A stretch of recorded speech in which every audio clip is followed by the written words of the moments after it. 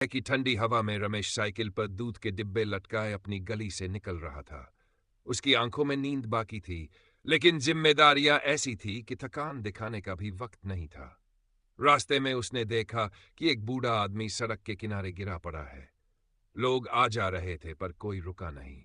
रमेश की साइकिल अचानक रुक गई। उसने डिब्बे किनारे रखे और दौड़कर उस बूढ़े को उठाया। उसके हाथ कांप रहे थे, चेहरा मिट्टी से सना था। रमेश ने उसे अपने कपड़े से साफ किया, पानी पिलाया और पूछने पर जाना कि वह मंदिर में भिक्षा मांगते हैं और सुबह सुबह पैर फिसलने से गिर पड़े। रमेश ने उन्हें सहारा दिया और पास के एक खाली चबूतरे तक ले गया। जब तक बूढ़े के होश पूरी तरह नहीं लौटे, वह वहीं बैठा रहा। फिर वह अपनी साइकिल पर दूध पहुंचाने चल पड़ा। उस दिन उसे कई जगह देर हो गई। कुछ ग्राहकों ने उलाहना दी, किसी ने पैसे काटे, लेकिन रमेश के मन में एक अजीब शांति थी। उसकी मां ने शाम को कहा कि आज तेरा चेहरा अलग चमक रहा है। रमेश उस रात देर तक सोचता रहा कि उसने जो किया वो कोई बड़ा काम तो नहीं था, पर न जाने क्यों उसका दिल हल्का हल्का मुस्कुरा रहा था। अगले दिन जब वह फिर दूध लेकर निकला, उसी चबूतरे पर वही बूढ़ा बैठा मिला। इस बार हाथ में एक छोटी सी गठरी थी। रमेश को देख मुस्कराया और गठरी उसकी तरफ बढ़ा दी। बेटा, ये कुछ नहीं, मेरे पास जो भी था उसमें से तेरे लिए कुछ लाया हूं। 2 सूखे रोटियां, थोड़ी सी गुड़ और आशीर्वाद। रमेश पहले तो संकोच में पड़ा, लेकिन फिर वो गठरी हाथ जोड़कर ले ली। जैसे जैसे दिन बीतते गए, रमेश का वह छोटा सा काम किसी चमत्कार की तरह उसकी जिंदगी में असर डालने लगा। जिन ग्राहकों ने पहले पैसे काटे थे, वही अब उसे ज्यादा पैसे देने लगे। दूध के नए ग्राहक भी जुड़ने लगे। एक दिन उसकी मां ने हंसते हुए कहा, लगता है भगवान तेरे पीछे चल रहे हैं। एक सुबह वह जब दूध पहुंचाने निकला तो एक बस्ती के बाहर भीड़ लगी थी। पास जाकर देखा, एक औरत अपने बच्चे को लेकर खड़ी थी। बच्चा बहुत बीमार था और लोगों से मदद मांग रही थी, पर कोई ध्यान नहीं दे रहा था। रमेश की आंखों में एक बार फिर वही बूढ़े की छवि घूम गई। उसने साइकिल से उतरकर बिना कुछ सोचे अपने थैले से पैसों की थैली निकालकर उस औरत को दे दी। औरत की आंखें भर आई। उसने रमेश के हाथ पकड़ लिए और बिना बोले सिर झुका दिया। वो दृश्य रमेश की आत्मा में उतर गया। उस दिन घर लौटते हुए पहली बार उसे ये समझ आया कि कर भला तो हो भला सिर्फ कहावत नहीं, एक असली जीवन मंत्र है। उस दिन बारिश थम चुकी थी, लेकिन जमीन पर कीचड़ और पत्तियों का फैलाव अब भी बाकी था। मोहन ने अपनी झोपड़ी से बाहर कदम रखा। उसके चेहरे पर वो थकान थी जो मेहनत से नहीं, अकेलेपन से आती है। उसने आसमान की ओर देखा, जैसे ऊपर कोई जवाब छुपा हो, पर जवाब नहीं। एक नन्हा हाथ उसे थामने को नीचे बढ़ा था। गुड़िया, वही छोटी लड़की जिसे मोहन रोज स्कूल ले जाता था, मुस्कुराती हुई उसके सामने खड़ी थी। अंकल, आज स्कूल में बहुत अच्छा लगा। टीचर ने आपकी कहानी सबको सुनाई, गुड़िया ने मासूमियत से कहा। मोहन ने हल्की मुस्कान दी, लेकिन उसकी आंखों में एक थकान थी जो कोई बच्चा नहीं समझ सकता। गुड़िया के जाते ही मोहन फिर उस चौक पर गया जहां रोज मजदूरी मिलती थी। आज भी उसकी बारी नहीं आई। उसने अपने पुराने जूतों को देखा जो अब सिर्फ रिबन से बंधे हुए थे। तभी एक बूढ़ा व्यक्ति उसके पास आया। तू वही है ना जो रोज इस गुड़िया को स्कूल ले जाता है? चल, मेरे पास काम है। मोहन उसके साथ चल पड़ा और ये काम सिर्फ मजदूरी नहीं, बल्कि एक नई शुरुआत बन गई। बूढ़े आदमी ने एक वृद्धाश्रम में उसे काम पर रखा, जहां मोहन को बुजुर्गों की सेवा करनी थी। मोहन ने पहली बार महसूस किया कि किसी की सेवा करना सिर्फ कर्तव्य नहीं, एक सुख है जो आत्मा को तृप्त करता है। धीरे धीरे मोहन का नाम पूरे इलाके में फैलने लगा। लोग उसे सिर्फ एक मजदूर नहीं, एक दयालु आत्मा के रूप में पहचानने लगे। जो कभी खुद सहारा ढूंढता था, अब दूसरों का सहारा बन चुका था।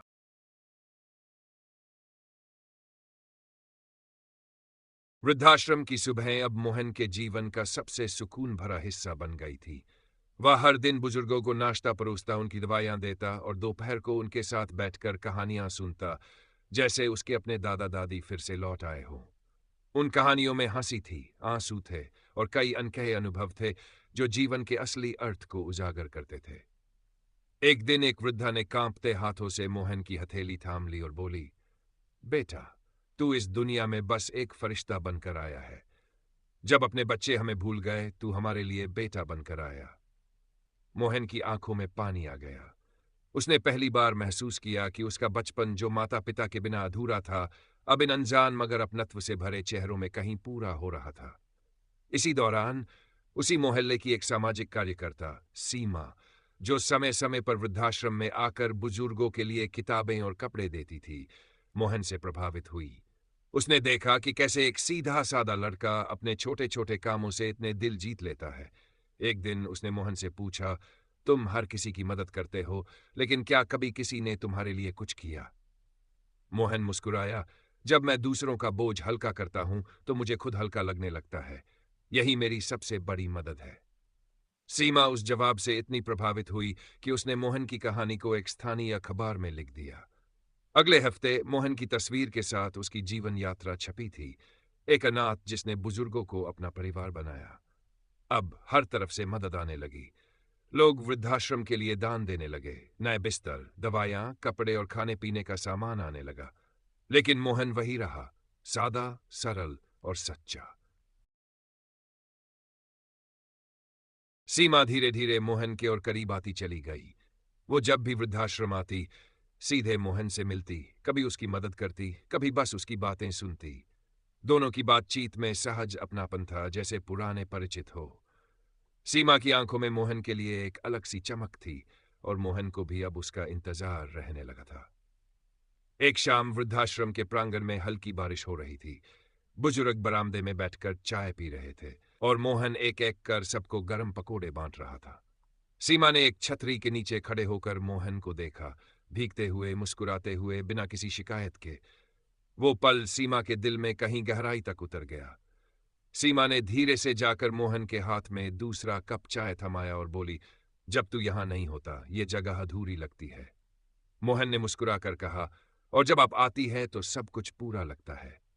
उनकी आंखें कुछ पल के लिए एक दूसरे में थम गई है, जैसे किसी ने वक्त को रोक दिया हो। वो खामोशी बहुत कुछ कह रही थी, बिना शब्दों के। उसी रात सीमा ने अपनी डायरी में लिखा, मोहन की सादगी में जो सुकून है वो कहीं और नहीं। उसके पास सब कुछ नहीं है, लेकिन जो है वो दुनिया का सबसे अनमोल तोहफा है, एक सच्चा दिल। अब सीमा अक्सर कुछ देर के लिए अकेले में बैठकर मोहन के साथ भविष्य की योजनाओं पर चर्चा करने लगी थी। कभी वो कहती, अगर इस जगह को थोड़ा बड़ा कर दिया जाए तो और बुजुर्गों की मदद की जा सकती है। मोहन तुरंत चहकता, हाँ, और एक छोटी सी लाइब्रेरी भी, ताकि दादी नानी की कहानियां पढ़ी और सुनी जा सके। उनकी बातों में अब सिर्फ सेवा नहीं, एक साझा सपना था, और धीरे धीरे उस सपने में एक दूसरे की जगह भी बनने लगी थी। एक सुबह मोहन अपने पुराने लकड़ी के बक्से से कुछ कागजात निकाल रहा था। उनमें कुछ तस्वीरें थीं, एक जवान और खुशहाल परिवार की, जिसमें मोहन, उसकी पत्नी और उनका छोटा सा बेटा मुस्कुराते हुए खड़े थे।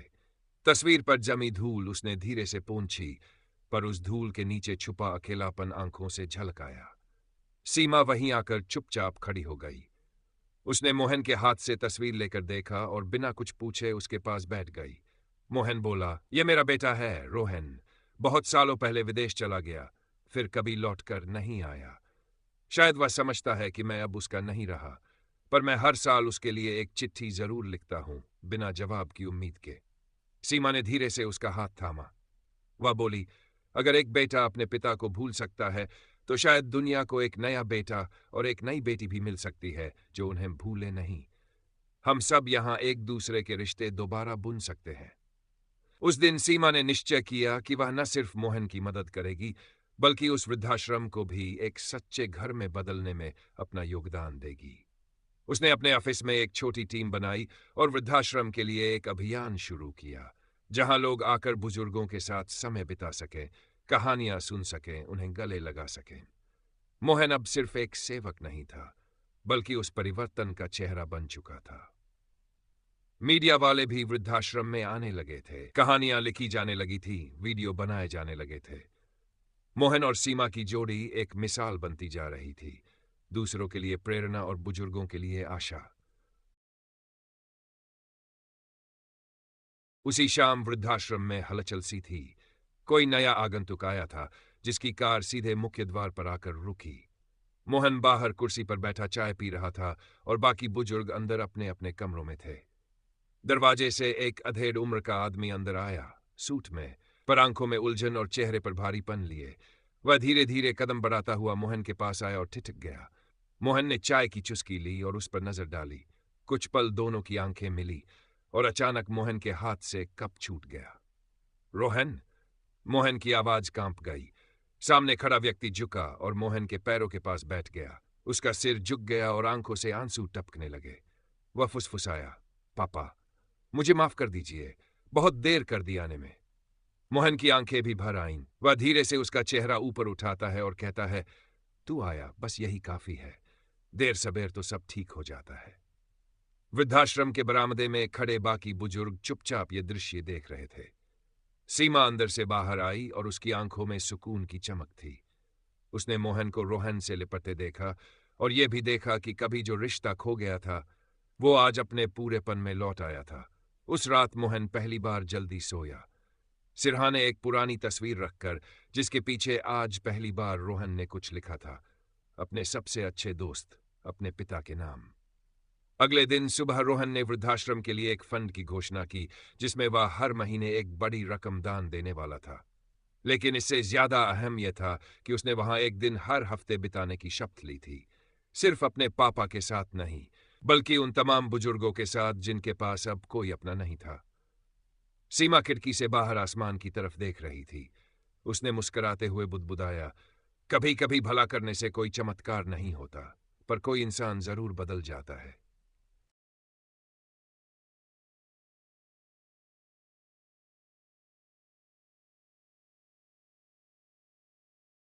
उसी वृद्धाश्रम में कुछ दिनों के बाद एक छोटी सी पुस्तकालय खोली गई। ये रोहन का ही विचार था। वह चाहता था कि पापा और बाकी बुजुर्गों को किताबों की संगति मिले, जिसे वे बीते समय में डूब सकें, कुछ नया जान सकें और फिर से जीवन की मिठास महसूस कर सकें। सीमा ने किताबों की व्यवस्था में मदद की और हर शनिवार की दोपहर वह खुद वहां कहानियां सुनाने आने लगी। मोहन अब पहले से कहीं ज्यादा जीवंत हो गया था। वह हर शाम रोहन के साथ शतरंज खेलता और कभी कभी उसे अपनी पुरानी डायरी से कविताएं भी सुनाता। रोहन बस सुनता रहता, कभी मुस्कुराता, कभी आंखें नम कर लेता। उन पलों में न कोई पछतावा था, न कोई शिकवा, बस समय की शांत धड़कन थी। एक दिन जब बरसात हो रही थी, मोहन ने सीमा से कहा, तू जानती है बेटा, लौट आया तो जैसे सांसें फिर से चल पड़ी, पर सबसे बड़ी बात यह है कि मैंने खुद को माफ किया। जो सालों से अंदर कोई आवाज चीखती थी, अब वो शांत है। सीमा चुपचाप बैठी रही। उसकी आंखों में संतोष था। कुछ रिश्ते हमारे खून के नहीं होते, पर वो हमारे जीवन की सबसे बड़ी संजीवनी बन जाते हैं। जैसे मोहन और सीमा, एक अधूरी बेटी और एक अधूरा पिता जो एक दूसरे के सहारे पूरे हो गए। एक शाम वृद्धाश्रम में संगीत का आयोजन हुआ। रोहन ने खास तौर पर एक पुराने गायक को बुलाया था जो सिर्फ हारमोनियम पर बैठकर गजलें सुनाता था। सब बुजुर्ग अपनी कुर्सियों पर बैठे थे, आंखें बंद किए और बीते वक्त की सुरों में खो गए थे। मोहन ने सीमा का हाथ पकड़ा और धीमे स्वर में कहा, तूने मुझे फिर से जीना सिखाया। उस दिन कोई भी वृद्ध अकेला महसूस नहीं कर रहा था। वहां सिर्फ बुजुर्ग नहीं थे, वहां वो सारे लोग थे जिन्होंने जीवन में कहीं न कहीं अधूरापन जिया था और अब एक दूसरे के सहारे धीरे धीरे पूरा हो रहे थे। प्यारा सा वृद्धाश्रम अब सिर्फ एक संस्था नहीं रहा, वो एक परिवार बन गया था और इस परिवार का हर सदस्य किसी भले की वजह से जुड़ा था। कभी एक मीठे शब्द से, कभी एक मदद के हाथ से, कभी एक माफी से। एक सुबह जब सूरज की हल्की रोशनी वृद्धाश्रम के लॉन में उतर रही थी, मोहन ने देखा कि रोहन कुछ पुराने फोटोग्राफ्स हाथ में लिए बैठा है।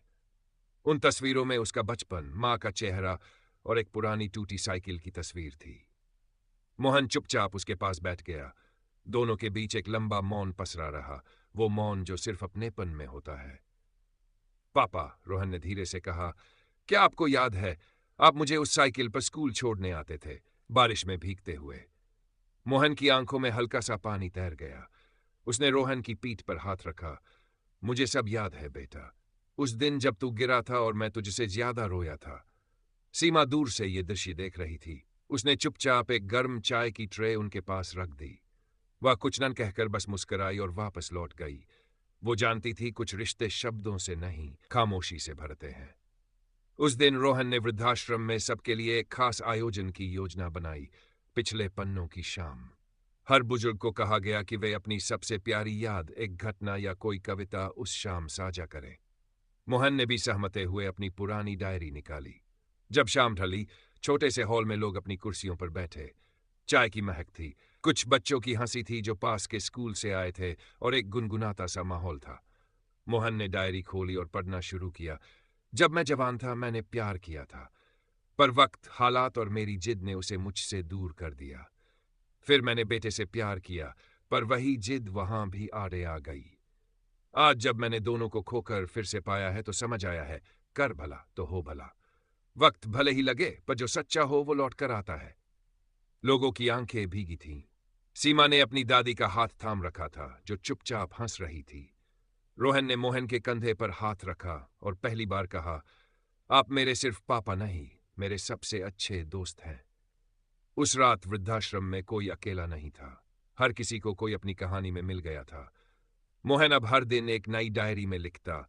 सीमा उसे सुबह पढ़कर सुनाती और रोहन हर वीकेंड उसे गले लगाकर कहता, थैंक यू पापा, आपने मुझे सिखाया कि भला करना कभी बेकार नहीं जाता।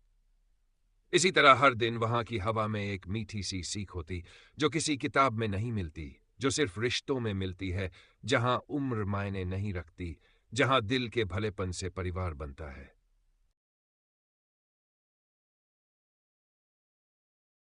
अगली सुबह मोहन लॉन में बैठा अखबार पढ़ रहा था, पर उसका ध्यान बार बार दरवाजे की ओर जा रहा था। वो इंतजार कर रहा था रोहन का, जो पहली बार अपनी बेटी यानी मोहन की पोती अन्वी को लेकर आ रहा था। मोहन ने उस बच्ची को कभी नहीं देखा था, बस तस्वीरों में देखा था और उसकी किलकारी की कल्पना करता रहा था। दरवाजे की घंटी बजी। सीमा ने दरवाजा खोला और सामने रोहन खड़ा था, गोद में नन्ही सी अन्वी, जिसकी आंखों में वही चमक थी जो मोहन की जवानी में हुआ करती थी। मोहन का दिल एक पल को जैसे थम गया। उसने कांपते हाथों से अन्वी को गोद में लिया और पहली बार इतने सालों में उसकी आंखों से आंसू बह निकले, पर ये आंसू बोझिल नहीं थे, ये आंसू सुकून के थे। दादू। अन्वी ने बिना जाने उस रिश्ते का मतलब मोहन के गालों को छूते हुए कहा। उस शाम पूरे वृद्धाश्रम में मिठाई बोटी। सभी बुजुर्गों ने अन्वी को गोद में लिया, उसे आशीर्वाद दिया और हर किसी की आंखों में वो अधूरा सपना फिर से मुस्कुराने लगा। कुछ दिनों बाद रोहन ने मोहन से कहा, पापा, मैं चाहता हूं आप हमारे साथ चले, अब इस जगह की जरूरत नहीं है। मोहन मुस्कुराया, लेकिन फिर उसने रोहन का हाथ पकड़कर कहा, बेटा, मैं यहां रहूंगा। यहां मेरी एक नई जिम्मेदारी है। मैं चाहता हूं कि यहां के हर बुजुर्ग को वही प्यार, वही अपनापन मिले जो मुझे तुमसे फिर से मिला है। रोहन ने धीरे से सिर हिलाया। ठीक है पापा, लेकिन हम हर रविवार आएंगे। अन्वी भी। सीमा ने झुककर मोहन के पैर छुए। आपने सिर्फ हमें नहीं बदला, आपने खुद को भी वापस जीना सिखा दिया। अब मोहन हर हफ्ते एक छोटा सा कार्यक्रम करता, जिसमें नए गाने होते, कहानियां होती और कभी कभी बच्चों का स्कूल भी वहां आयोजित होता। अन्वी वहां की सबसे प्यारी मेहमान बन चुकी थी। वो हर बुजुर्ग को नाम से जानती थी और सब उसे दुलारते। एक शाम मोहन सबको लेकर गार्डन में बैठा, बच्चों के साथ पतंग उड़ा रहा था। उसके चेहरे पर एक सुकून था, जो किसी बड़े घर में नहीं, किसी विरासत में नहीं, बल्कि सिर्फ कर भला की ताकत से आया था। अभी कोई अंत नहीं था, क्योंकि जब कोई अपना दूसरों के लिए जीना शुरू करता है, तो उसकी कहानी कभी खत्म नहीं होती। वो हर दिल में, हर मुस्कान में, हर बुजुर्ग की आंख में और हर बच्चे की हंसी में चलती रहती है।